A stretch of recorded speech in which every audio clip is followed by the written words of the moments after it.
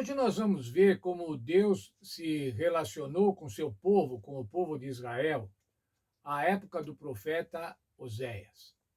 O profeta Oséias ministrou entre os anos 750 e 725 a.C. Nessa época, irmãos, o povo de Israel estava numa falência moral e numa falência espiritual. Estavam praticando a idolatria, adorando o deus Baal e Astarote. Praticava-se até o sacrifício de crianças. Havia uma sensualidade vulgar. Tudo isso, irmãos, mostrava a infidelidade do povo para com Deus.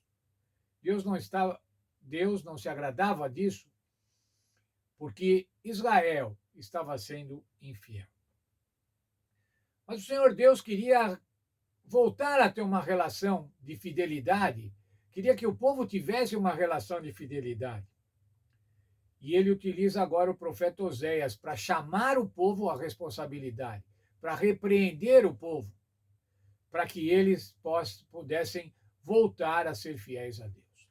O próprio nome, Oséias, significa Deus salva. Era um apelo, uma angústia. Alguns dizem a angústia do amor incondicional. O Senhor tinha um amor incondicional pelo povo e queria chamá-los para a reconsagração.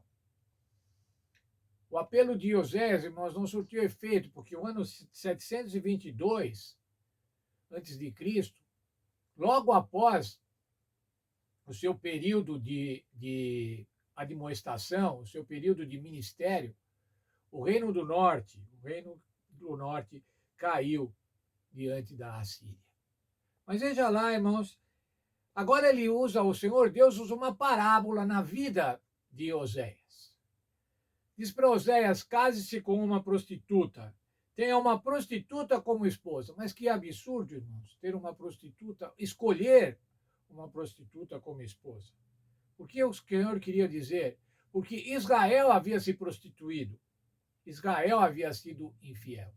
E a esposa de Oséias representaria a nação de Israel, e Oséias representaria a Deus. Quais foram as atitudes de Oséias para com a sua mulher adúltera? Quais eram as atitudes de Deus para com a nação adúltera? O desejo de restauração, a infidelidade da nação e a fidelidade de Deus. Oséias capítulo 2, dos versos 2 e 3, diz assim: repreendei a vossa mãe para que se desvie das suas prostituições e adultérios, para que não a deixe nua, para que não deixe a terra seca. Veja, o Senhor estava admoestando através da parábola da vida de Oséias. Oséias estava dizendo: repreendei a vossa mãe. Quem era a mãe? Era a mãe prostituta, era a nação de Israel. Versos 5 a 7. Sua mãe se prostituiu e foi atrás dos seus amantes, que lhe dão pão, lhe dão água, lhe dão a lã. Ela foi atrás dos amantes. Mas o que é que ele queria fazer agora para impedir que ela fizesse assim? O que Deus faria para impedir que a sua nação fosse infiel? Cercarei o seu caminho com espinhos. Levantarei um muro contra ela para que não ache o caminho. Isso está nos versos 5 a 7 do capítulo 2 de Oséias.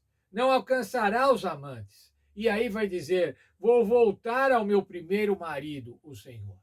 Veja, irmãos, o amor incondicional. O Senhor relevaria o fato da nação ter se prostituído, mas ia ainda impedi-la de que se prostituísse mais, que fosse mais infiel. Continuando ainda no capítulo 2, assim: ela não foi grata pelas bênçãos e riquezas. Antes pegaram as bênçãos e riquezas para servir a Baal.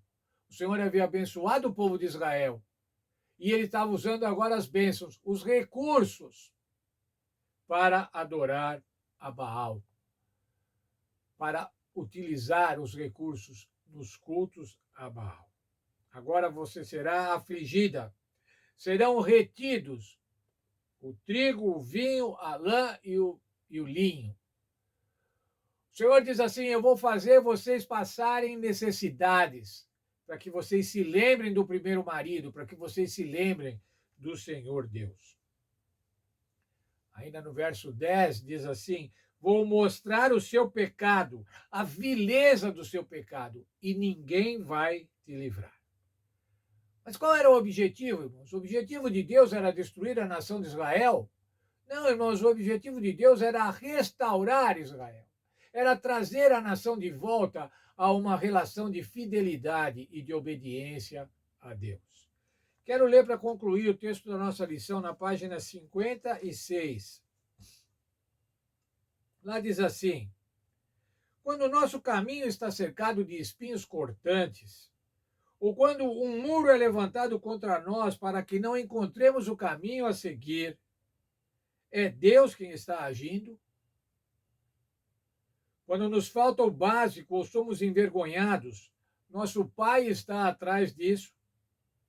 A verdade é que não importa o que sintamos, Deus sempre trabalha para nos conduzir ao arrependimento, porque Ele nos ama muito. Por que é que Deus estava provendo essas dificuldades para Israel? Estava criando muros, estava criando espinheiros, para que ele não achasse o caminho, mas para que ele se voltasse a Deus. Muitas vezes, irmãos, nós podemos estar sofrendo um muro à nossa frente, um espinheiro à nossa frente, não encontramos o caminho. E Deus pode estar fazendo isso para nos conduzir de volta para Ele, para que nós nos voltemos a Ele. Por quê? Porque Ele nos ama, porque Ele tem um amor incondicional por cada um de nós. Que Deus possa nos ajudar, irmãos, para que a gente possa responder a esse amor em fidelidade, responder a esse amor em obediência, em alegria, alegrarmos-nos em obedecer ao Senhor Deus.